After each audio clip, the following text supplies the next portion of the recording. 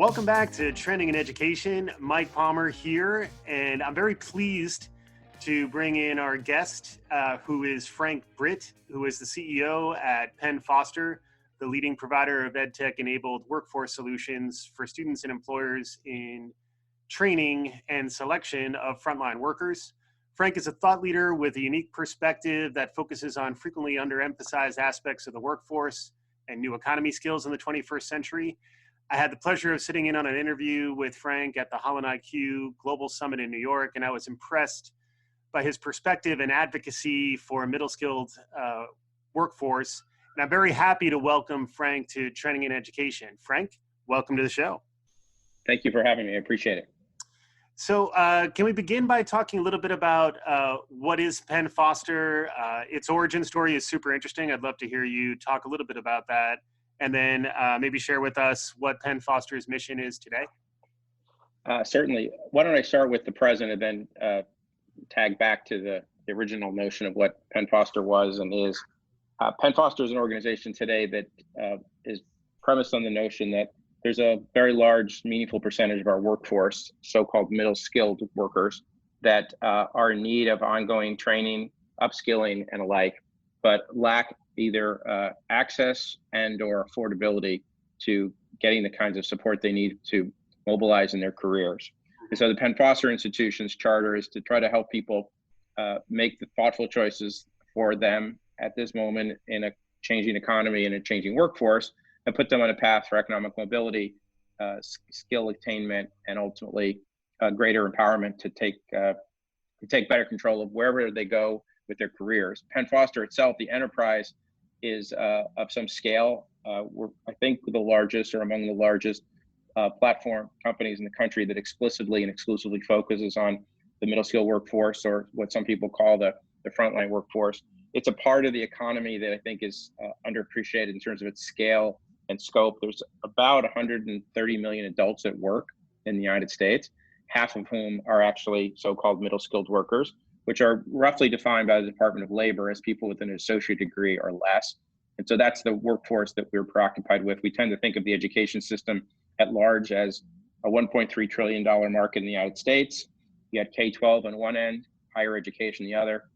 And there's this large opaque market in the middle, roughly $200 to $300 billion, according to some estimates. And we call that the workforce development marketplace. And that's where we're most preoccupied.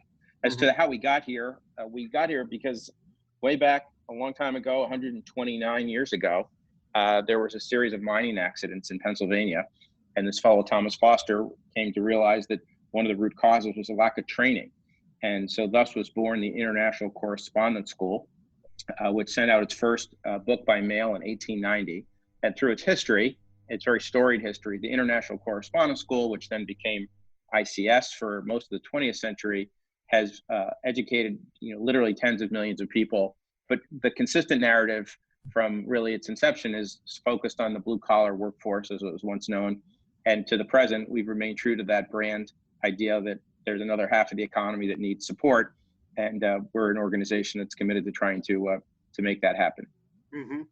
Yeah, it's super interesting. And I was mentioning when we were setting up here that I think I've fallen prey to the same trap that's out there when thinking about education and the workforce writ large, is to focus on maybe the top end of the workforce, the most highly skilled, in demand, the engineering, computer science, data science, all the new hotness, all the trendier things that folks talk a lot about.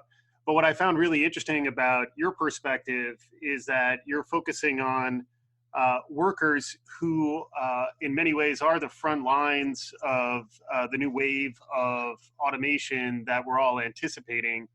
And I've heard you talk in a really interesting way about the future of work. And I'd love to hear from your perspective what people frequently get wrong and perhaps what they get right when thinking about the future of work, and then specifically thinking about the future of work as it relates to middle-skilled workers. Well, I think the first thing they quote get wrong is they just don't appreciate the scale and scope of the size of this market. I mean, we got almost half the workforce in the United States are middle skilled, and while there's lots of apocalyptic narratives regarding automation, which we'll likely come back to later, the reality is if you were to do a scan of the job openings in the United States today, about half the job openings in the United States today are actually middle skilled related jobs. Now, those jobs are going through, like all jobs, quite a bit of transformation. But just because the manufacturing facility has more automation, it doesn't mean the job doesn't exist. It just means the job design exists. So what we see happening is the underlying job designs are absolutely changing through cognitive augmentation, the use of machine learning and the like.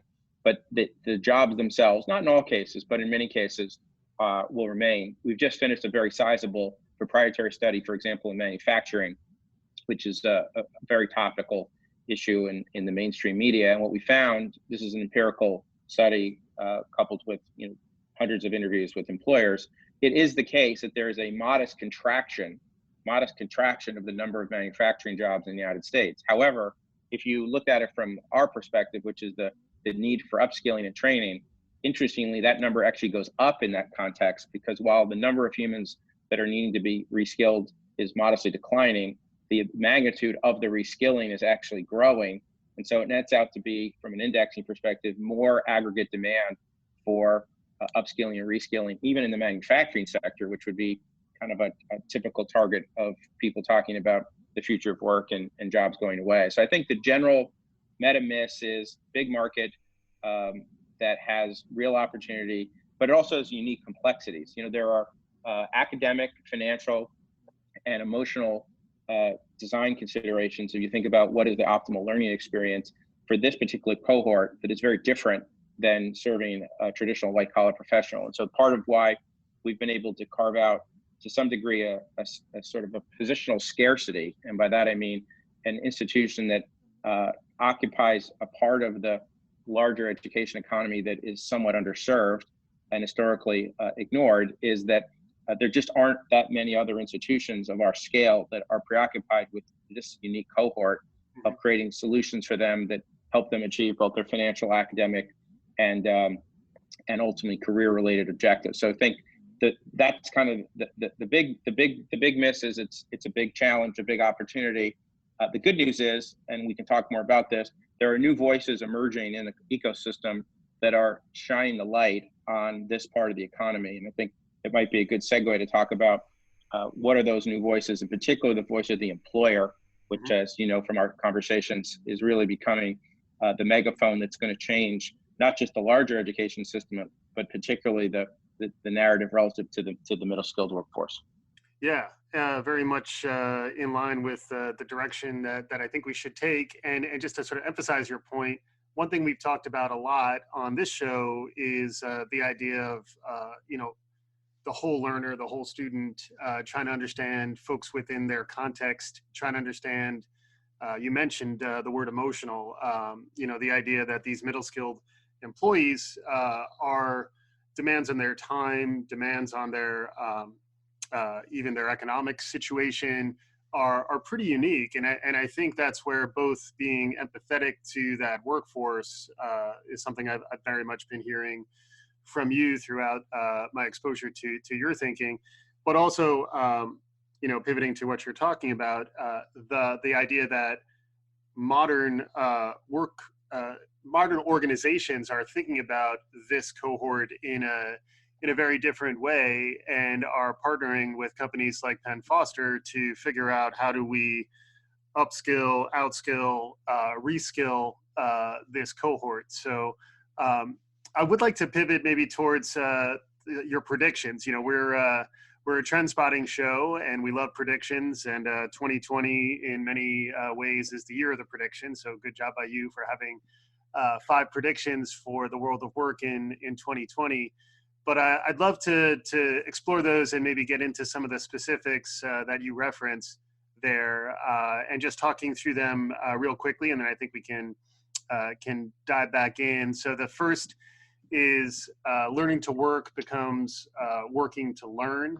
So we'll dig in a little on that. The second is the apprenticeship of the future. So the idea that apprenticeships are a really old model that is now being recast in the context of the 21st century. The rise of outskilling, which is an interesting term, and we have talked on this show about the Amazon Career Choice Program, which is one of your examples there. The potential of first mile services, which I like, also in terms of opening up the perspective there, so that it's not, frequently we think about the last mile and just-in-time training, but the first mile is perhaps an underrepresented aspect of the needs here, where just getting folks onboarded and ready enough so that they're able to engage with their education, I think is a really interesting space. And then the last of the five is getting unstuck in the middle. So, which is sort of what we've been talking about really throughout. So really interesting post here that we'll share out from Frank and team at Penn Foster, but it's a lot to chew on there, Frank. So I don't know, maybe you want to tackle them in order or tackle them in whatever way you think makes the most sense. But maybe we'll begin by talking about learning to work is becoming working to learn. Yeah, so the first of those themes, as you note, is about the changing social compact that exists between the individual and the employee. For the last several years, what we've seen is an emergence of a new conversation regarding, in a near full employment market, how do you compete for talent, again, for the middle skilled workforce as opposed to the knowledge workers? And as we deconstruct that from what is the employer value proposition to the employee, one of the obvious observations that has become somewhat self-evident at this point to any progressive organization that hires at scale this cohort is that historically the usual factors of wages and culture and obviously benefits and the like, those are all very important and remain essential. But what's starting to happen, fortunately, and not a minute too late, is that there's a recognition that while training about the job you're doing is always essential, what has been missing historically, in contrast to the white collar professionals, has been any kind of commitment to upskilling folks as it relates to their career mobility. So beyond the actual task at large within a store context or a plant context, what are the skills and investments you're making in my future so that I can either stay in the role I'm in if I'm satisfied, but I have mobility, whether it be vertically or laterally in my career. And so what we've seen is companies starting to really embrace that idea at scale. And if you take firms like McDonald's, for example, they even speak about the fact that as opposed to offering what I just said, which is get a job here and you'll get opportunities for selected upskilling programs, they're now even going beyond that, saying effectively, the reason to come work at McDonald's is to get the learning. And by the way, we'll pay you while you're here. Now, of course, they likely wouldn't take the job if they weren't getting paid. But the general notion here is that it's a subtle but fairly profound shift in orientation that says that the way you're going to underwrite and finance your schooling is going to be through working. And historically, at best, it's been an incremental benefit, although generally not available to the middle skill workforce. It's never been positioned as you should come learn and then you can make some money as part of it. That's a very different narrative, which it takes a significant amount of institutional commitment. But what reflects is that the misperception that this middle skill workforce doesn't have the ambition that a white collar professional has, that's nothing could be farther from the truth. If you live and breathe and spend time with, as we do day to day, with folks at this part of the economy, the dynamics they live in their life, the drag coefficients they have to encounter are very different than ours. It could be childcare with scarcity. It could be access to transportation. It could be flexible hours in their job. So these folks have as much or more grit and resiliency than, frankly, I know I have, and you might have as well. And so I think this idea of embracing this cohort, not with pity and sympathy, but with affirmation and presumption of an aspiration that they have in their lives, and really framing learning as a primary part of the value proposition. That's what Walmart's doing. That's what Amazon's doing. That's what many leading employers, EmployBridge, which is one of the largest staffing companies, along with really many big companies at this stage of the game, are all embracing this idea that if you really want to compete for talent and middle skills, you have to offer more than just wages and a safe working environment. And we think that foreshadows a very different narrative on the access and opportunity that the middle skill population is going to have to taking, again, better control of their economic futures. Yeah.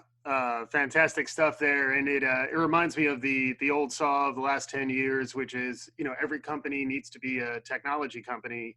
I think what you're pointing out here, and we've talked about it many times on this show, is that every organization really needs to be a learning organization. And if you're not able to unlock the potential of your workforce, you're actually at a disadvantage to the organizations that are really thinking strategically about the opportunity there. And then in particular, the gaps around the middle skilled workforce, the fact that it makes up half of the entirety of the US workforce on the one hand, and that the skills gaps that emerge even through automation are frequently focused on this middle skilled space. And in some ways, it seems like we're almost under leveraging the opportunity here, which I think is a real insight, and I do appreciate you putting this thinking out there, because I think it has helped evolve my thinking. Can I just add one comment to that? Just Sure, if please. you were to put your deep analytical rigor hat on this topic, there's about $22 billion a year spent on tuition reimbursement in the United States from corporations, and less than 5% of that is spent on the middle skill cohort. Now, that's not to suggest that knowledge workers don't need to continue to remain current and upskill, but if you think about the uncertainty in the economy, the rate of skills obsolescence, the risk of automation, you would think that there'd be a much greater emphasis in terms of investments in those types of programs around the middle skilled. And the good news is that is exactly what we're starting to see at leading employers like Walmart, Disney, Lowe's, and others, that they are in fact re-optimizing their tuition reimbursement dollars to make it available to the middle skill cohort to complement the investments in traditional training and 21st century training that are needed for them in their jobs themselves. I think it's also a perhaps back to the big five themes, an interesting segue to a second somewhat counterintuitive prediction, which is what we call the rise of outskilling. There was an article in the Wall Street Journal just about a week or so ago in the Future of Everything section that used the term outskilling, which is a phrase that we use. And it's counterintuitive in that to the extent you're going to make a decision to underwrite investments in upskilling of the workforce, the premise historically has been, although not often enough as we've established, but the premise has been that that person would stay longer and that person would therefore drive greater long-term impact and productivity within the employer. Is a fair trade of, if I invest in your capabilities, it seems more than reasonable that I would get some return from that. But what's starting to happen, which is this notion of outskilling, is as bigger corporations look at the long term and they see some of the more fundamental shifts in their workforce design, they're confronted with this interesting ethical dilemma, which is if I know 2 or 3 years from today that call center I have in Des Moines is likely to be half its size, what is my obligation to take preemptive steps to help them, because I do actually need that workforce today. And so rather than the old school 1980s, we'll make a big announcement and lay off people, that model doesn't work anymore, because the weaponization of social media is such that if you don't treat people respectfully and responsibly, particularly in this so-called post-capitalist world, you're going to get scorched from the media and from, depending if you're a consumer business or a B2B business, a very amplified platform environment across all the different social platforms. So what we're starting to see is employers like, for example, Amazon saying, our proposition to you is come work here, do a good job, be paid fairly, but we'll upskill you to leave eventually Amazon and help you secure employment outside of the Amazon company at large, and now likely be part of the larger Amazon ecosystem of suppliers and customers, but you will actually be an employee somewhere else. So they're having the longer term horizon that says not everyone in the long run is going to be a good fit, but they're good people. They need to be respected, and the dignity of work matters. And so we're going to help underwrite that. And we see that as a second big mega trend that was, I think, very well articulated by Lauren in the recent Wall Street Journal article. Yeah, and I think that one's also really interesting when you think about, I've heard you talk, and we did a show a little while back about the Business Roundtable's memo about social impact, thinking about social justice, and thinking about, how providing a social good to your workforce is in many ways becoming table stakes to stay relevant in the next, say, 5 to 10 years. And I'd love to hear your thoughts on that, because I think in some ways, I think following some of your thinking has helped evolve and sort of flesh out my thinking. But it does seem like, just like I was saying before, every organization needs to be a learning organization.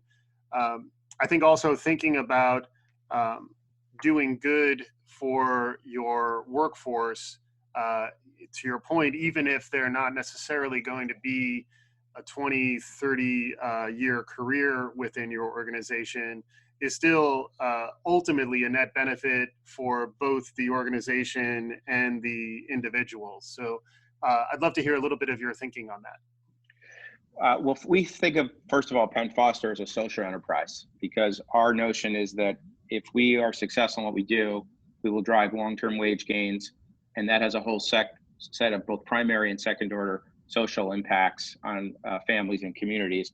In fact, all of our financial sponsors at Penn Foster are in fact social impact investment funds. So if you look at someone like the Bain Capital Double Impact Fund or the Prudential Impact Fund, those are the folks that are the underwriters of Penn Foster's business. And so by natural extension, this idea of purpose and profit is very much at the DNA of what we do and how we think about it. There are some, as you know, very thoughtful and very influential people who are calling for companies to take more responsibility for ensuring their workers have the right standard of living. And I think there's a general recognition that over the last 10 years, the workforce that we're talking about, the so-called middle skilled, have had wage stagnation, and they have grave concerns regarding the impact on technology and ultimately uncertainty about their future. And that has started to manifest itself in lots of dimensions, politically and otherwise. And so we view companies moving now from the rhetoric and maybe the philanthropic oriented approach of social corporate responsibility to one where they're recognizing that in this sort of post-capitalist world, they need to take a much more directive set of engagement priorities. And in so doing, they're making upskilling a very fundamental one, because interestingly, beyond healthcare and physical security, wage sustainability and wage security is arguably, one of the three most important things for a vibrant life where you can contribute and not have the very challenging risks of poverty and incarceration, those sorts of things. So education is a positive correlation to health outcomes, and obviously a positive correlation to societal outcomes at large. And so we see companies really leaning in on that, and we applaud it, A, because it's corporate social responsibility changing in the best sense, and B, it's very much aligned to the DNA of what we believe. Our enterprise design is unique as an institution. We do not accept student loans. We think that the student loan model is premised on some assumptions that we necessarily find challenging. Most notable one is the issue of where risk should be assigned in the value chain. And if you and I have a relationship and we're executing a transaction, the question of where the risk in that relationship should be borne is always sort of at the core of the exchange. And obviously, if you exchange capital directly, the premise is that there's going to be a fair return on that investment. But if you think about a student loan, what essentially you're doing is asking a person to believe in the return on investment that has yet to be realized. And hopefully it does, and we certainly encourage anyone who has that orientation to lean in and do that. Having said that, our model is such that we ask you to pay as you go. So if you keep using the service, you should continue to pay. But if for whatever reason you stop using it, either because you find that the product doesn't match your needs, or life gets in the way, or a variety of other very legitimate reasons why things don't always work out, we don't think that we should have this asymmetry of risk, and therefore we have a pay-as-you-go model. And when you finish at Penn Foster, even if you didn't complete, your obligations are pro rata to the amount of the program you've utilized, as opposed to what often happens is, quite regrettably, that the person is not only not able to complete the program for good or not good reasons, but they're also then had the double effect of they don't actually have the resources because they still have the student loan obligation. So all of which is to say, it's an example of how we've tried to design into our enterprise this idea of purpose with a profit in that order. And it turns out in our enterprise, if we achieve higher purpose, we end up creating more profit, which we then reinvest in innovation to create more amplification, more access. And that's the flywheel that we think is very unique to this privatized approach to workforce development. Mm-hmm. Yeah, really interesting stuff. And it makes me think a bit about some of what I've seen from you as well around evolving past the binary thinking about sort of these monolithic degrees where, a bachelor's degree or an associate's degree, we have a real crisis in the U.S. these days around the population who has some college and no degree. And could you talk a little bit about that? How in some ways, thinking about the sort of terminal, even an associate's degree, in some ways is somewhat limiting in its thinking because frequently the middle skilled employee needs to be more incremental in her thinking about how do I get the skills that I need, how do I stay job relevant, how do I upskill throughout my life, and certainly there's a place for associate's degrees and beyond. But I did think some of your perspective on this was enlightening to me, and I'd love to hear you share that with our listeners. Yeah, well, I think that there's sort of two sides. There's the provider marketplace segmentation, and then there's the needs of the learner. From the needs of the learner perspective, which should always be the true north, if you embrace the notion, as we all should, because it's just empirical at this point, that we're all going to have 5, 7, 10 jobs in our career, then by definition, you would imagine that you would have to be intermittently upskilled in order to take those next subsequent jobs. If you're in the middle skilled part of the population, one might argue that that's even a more demonstrable set of step function changes. And so we're trying to create on-ramps to facilitate the idea that you're going to come in and out of the education economy over decades, not over years. So that's point one. Point two is, I think that if given a choice, obviously all things being equal, it's better to have a bachelor degree. The data in terms of wage gains and sustainability certainly support that. However, if you're not a bachelor degree holding person, let's call you a sub-bachelor degree, there are a series of traditional definitions of success, which is the quote degree, which have tremendous merit, but perhaps in and of themselves are an incomplete perspective.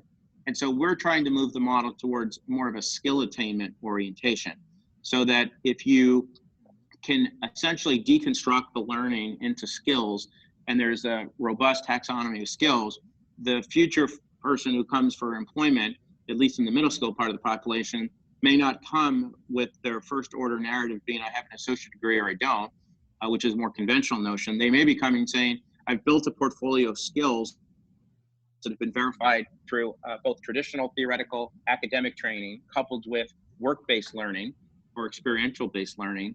And we think that if you were to look at a middle skilled person's resume in 5 years, the idea of where you got your degree is going to be very second order to the degree to which you can affirm and prove empirically and objectively that you have skills. So we think skill attainment is going to change the way conversations happen. And therefore, what you will see is effectively a deconstruction of the traditional hierarchy of degrees, diplomas, and alike, and certifications into a new axis, which is this skills axis that we think will be very disruptive to the marketplace from the provider perspective, because the providers have always been very neatly bucketed and organized because that's the way the regulators of the education economy have required. They make very clear and important distinctions in terms of accreditation between a bachelor's degree, a master's degree, an associate degree, a certification, which in their own right, there is fidelity to thinking about that, but not to the point where it becomes a rate limiting factor to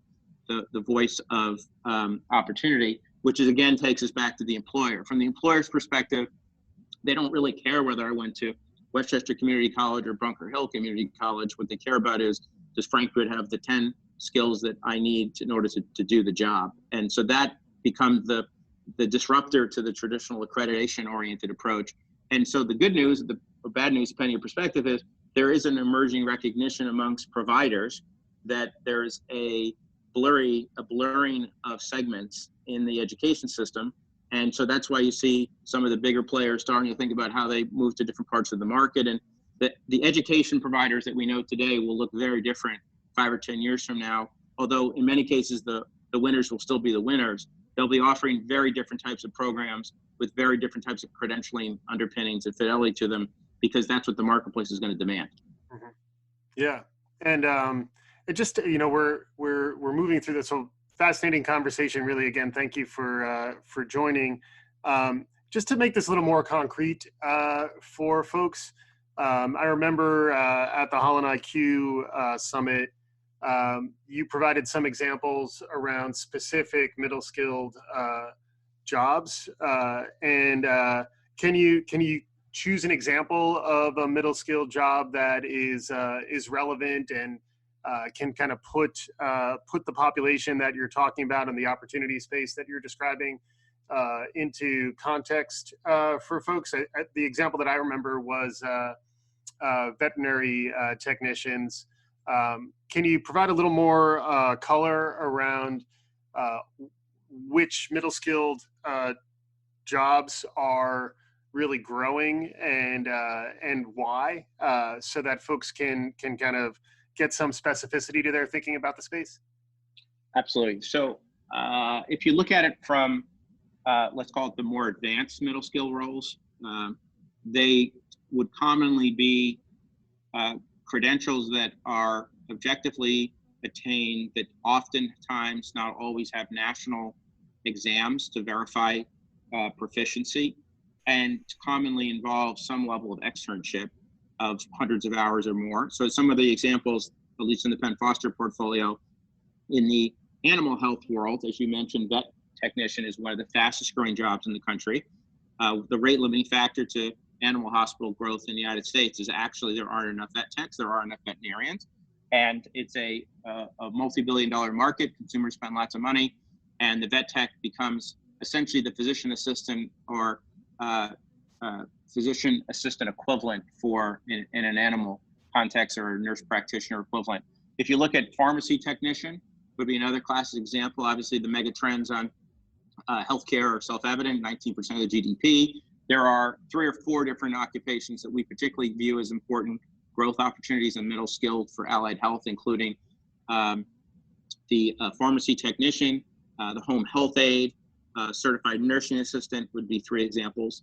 In the manufacturing context, the manufacturing economy continues to change, but as I mentioned, our most recent proprietary research affirms that there are many, many manufacturing jobs that there's an acute shortage due to really multiple factors. One is the so-called silver tsunami, where in some of the plants in Indiana, 30 or 40% of the people who work in the plant could actually retire, or qualified and eligible to retire in the next 24 months. So you've got a massive supply-demand imbalance, and you have some very different kinds of skills that you need to have.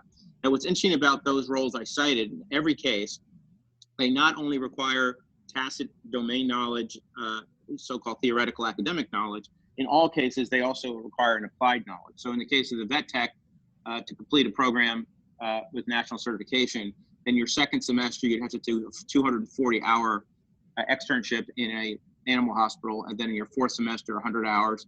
There's sort of corollaries for that in several of the other areas I cited, such as pharmacy technician.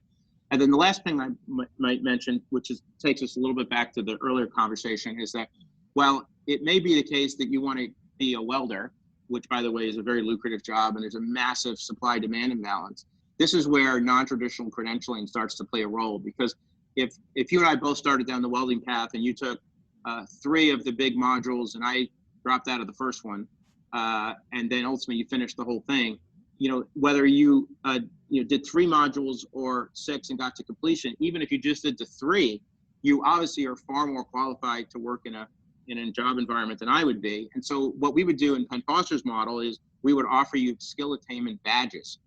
And so you would go to the employer and say, I've secured badges in these 3 domains that are part of the larger architecture of being a welder.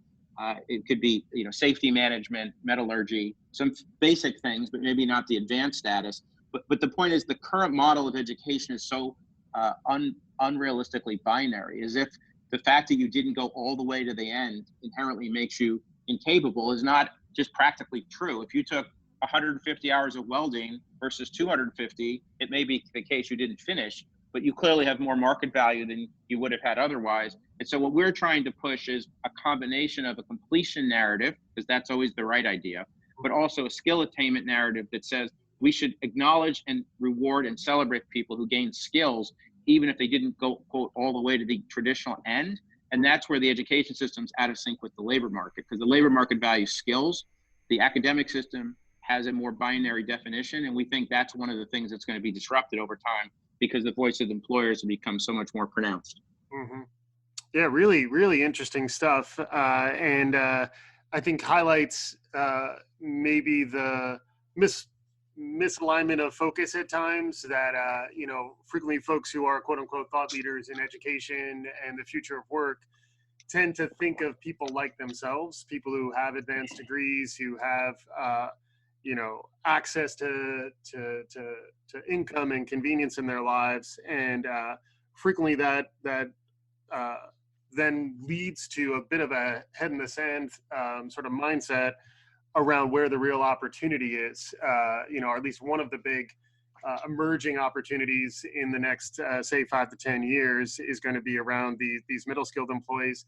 And then also I do find it really, in some ways, heartening that it's not really the dystopian, the robots are coming for our jobs narrative.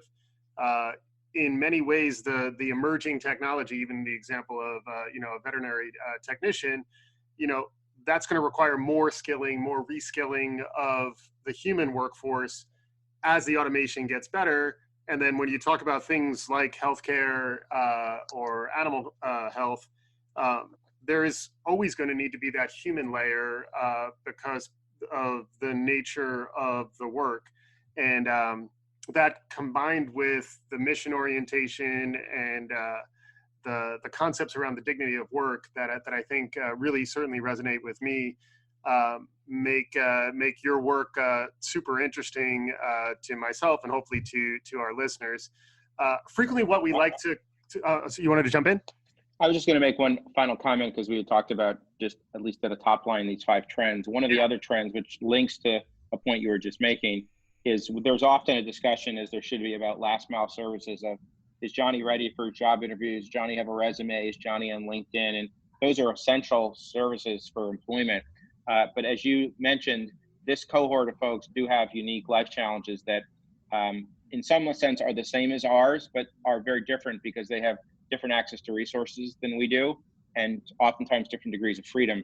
And so the term that we use is first mile services. The first mile services are all the types of things that can get in the way of pursuing your career. It could be mental health services. It could be elder care. It could be navigating, a small legal matter. It could be transportation. These are all very practical constraints that impede a person from, quote, staying earnest to their commitment to school, not from lack of intention, but just because life gets in the way. So we're spending a fair amount of time thinking about how do we at scale, we serve over 100,000 adult learners a year.